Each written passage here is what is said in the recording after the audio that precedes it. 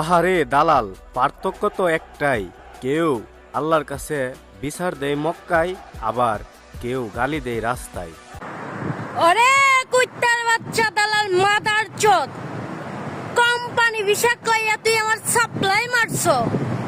Mother চোদ হাইওয়ানের বাচ্চা, কাজ তো দেশই নাই, নিজে কাজ জুগায় জুগায় কাজ করি। মাদার চোদ হাইওয়ান, তাও কাজ করি বেতন পাই না। মাদার চোদ কাজ করলেই বইলে একজনের মরকা ধরে, দোকান নিয়ে ঝামেলা করে।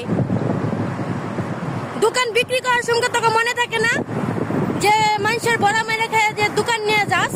যারা দালালের ভোগান্তিতে ভুগছে তাই বলতে পারবে ভাই, দালালের মতো খারাপ এই দুনিয়ার মধ্যে আর কোনো নিকৃষ্ট মানুষ নাই।